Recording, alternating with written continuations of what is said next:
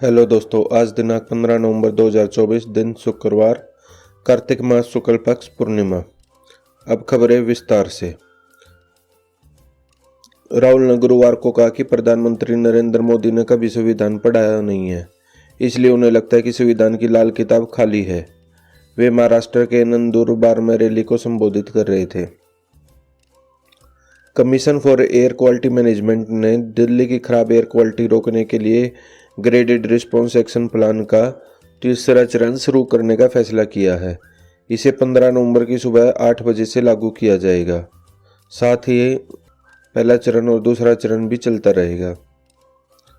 महाराष्ट्र और झारखंड विधानसभा चुनाव के बीच चर्चित बटेंगे तो कटेंगे नारे पर महाराष्ट्र भाजपा के दिग्गज नेताओं के आपत्ति दर्ज कराने के बाद महाराष्ट्र के डिप्टी सीएम देवेंद्र फडणवीस ने इस नारे को लेकर सफाई दी है। कांग्रेस नेता कन्हैया कुमार ने गुरुवार को महाराष्ट्र के नागपुर में महाराष्ट्र के डिप्टी सीएम देवेंद्र फडणवीस के धर्मयुद्ध वाले बयान का जवाब दिया। उन्होंने कहा कि जो नेता धर्म बचाने की बात कह रहे हैं उससे पूछिए कि ऐसा तो नहीं होगा ना कि धर्म बचाने की जिम्मेदारी हमारी होगी और ऑक्सफोर्ड कैम्ब्रिज में पढ़ने की जिम्मेदारी उनके बच्चों की होगी। महाराष्ट्र विधानसभा चुनाव में चुनाव आयोग की सख्ती जारी है।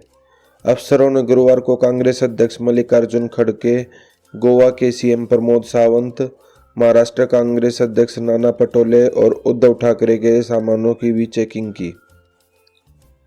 प्रधानमंत्री नरेंद्र मोदी की छत्रपति संभाजीनगर में पहली रैली में उन्होंने कहा कि महाराष्ट्र का ये चुनाव सिर्फ नई सरकार चुनने का ही नहीं, इस चुनाव में एक तरफ संभाजी महाराज को मानने वाले देशभक्त हैं और दूसरी ओर औरंगजेब के गुणगान करने वाले लोग हैं।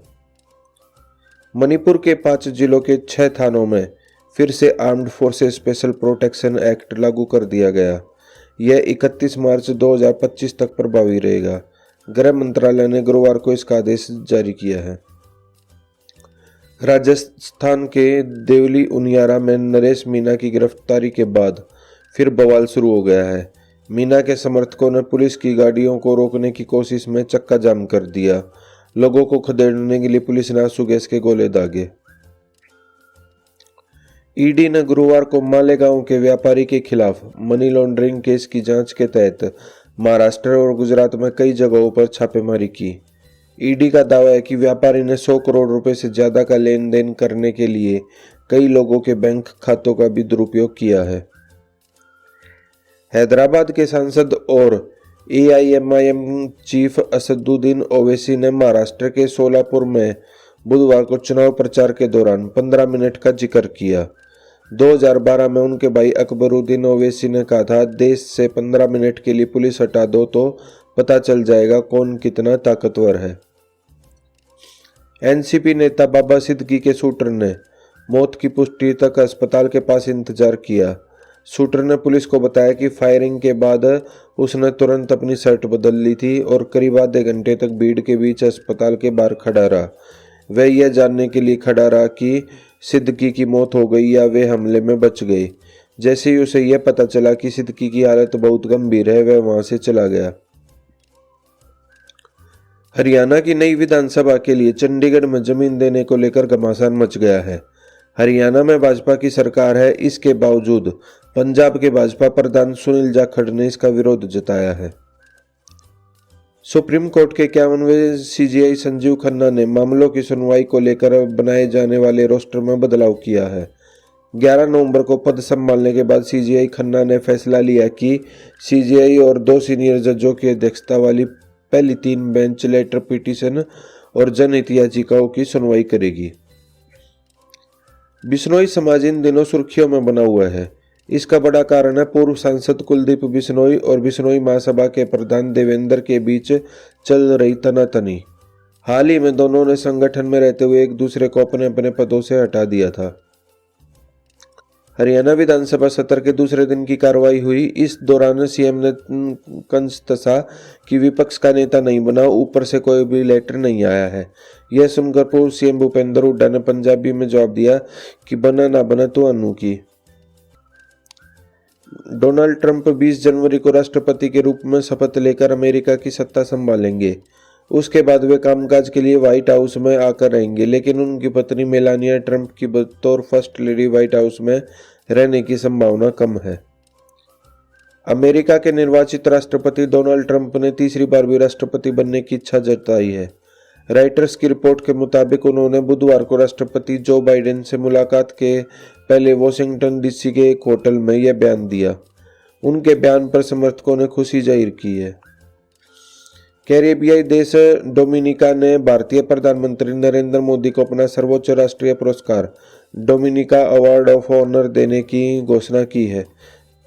भारतीय प्रधानमंत्री को कोविड-19 महामारी के दौरान डोमिनिका की मदद के लिए यह पुरस्कार दिया जा रहा है।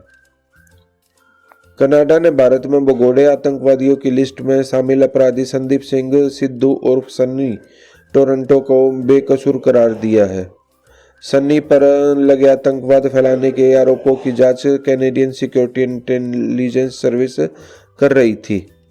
एजेंसी ने उसे क्लीन चिट दे दी है। श्रीलंका में संसदीय चुनाव हो रहे हैं।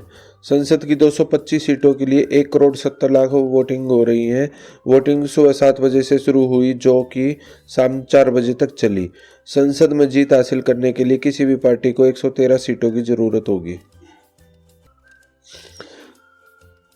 अमेरिका के नवनिर्वाचित राष्ट्रपति डोनाल्ड ट्रंप अपनी सरकार के अहम पदों पर नियुक्तियां कर रहे हैं। ट्रंप ने हिंदू नेता तुलसी गबार्ड को नेशनल इंटेलिजेंस के डायरेक्टर की जिम्मेदारी दी है। उन्होंने बुधवार को बाइडेन से मुलाकात के बाद इसकी घोषणा की है। अमेरिकी राष्ट्रपति चुनाव में जीत के बाद डोनाल्ड ट्रंप बुधवार रात व्हाइट हाउस में राष्ट्रपति बाइडेन से मिलने पहुंचे। यहां दोनों नेताओं ने एक दूसरे के साथ हाथ मिलाया। मुलाकात के दौरान बाइडेन ने ट्रंप को राष्ट्रपति चुनाव में जीत की भी बधाई दी। 10 ग्राम 24 कैरेट गोल्ड का भाव 1521 रुपये गिरकर 73,739 रुपये पर आ गया। चांदी 2,644 रुपये गिरकर 87,103 रुपये प्रति किलो हो गई है। वहीं सेंसेक्स 14 नवंबर को 110 अंक की गिरावट के साथ 77,580 के स्तर पर बंद हुआ। निफ्टी में भी 26 अंक की गिरावट रही। ये 23,532 के स्तर पर बंद हुआ।